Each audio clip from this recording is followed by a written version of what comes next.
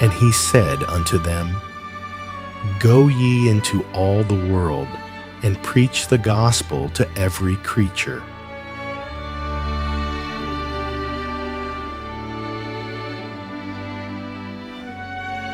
Experience this day with God.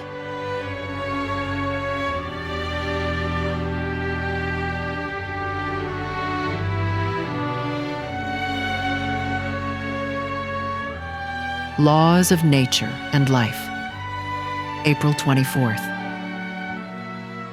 Beloved, I wish above all things that thou mayest prosper and be in health, even as thy soul prospereth.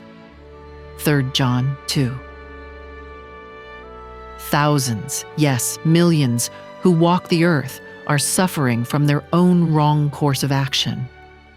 Should not those for whom Christ has given his life place a value upon their own happiness, peace, and healthfulness by obeying nature's laws? We are the Lord's property by creation and by redemption, and he requires that we study how to care for our bodies, observing carefully the laws of life, health, and purity. It is our duty to preserve and honor our bodies in order that we shall not, by neglect, by selfish indulgence, by perverted appetite and passions, make ourselves bodies of corruption and impurity, loathsome in the sight of God, dying while life remains.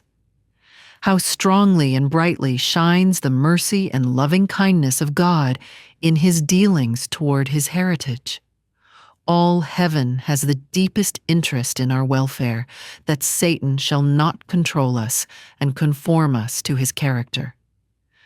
For behold, the day cometh, that shall burn as an oven, and all the proud, yea, and all that do wickedly, shall be stubble. And the day that cometh shall burn them up, saith the Lord of hosts, that it shall leave them neither root nor branch. But unto you that fear my name shall the Son of Righteousness arise with healing in his wings, and ye shall go forth and grow up as calves of the stall. By showing contempt for the laws of nature, men and women lay the foundation for misery and suffering. Through the weakness of their moral powers, they are abject slaves to passion. Some are digging their graves with their own teeth.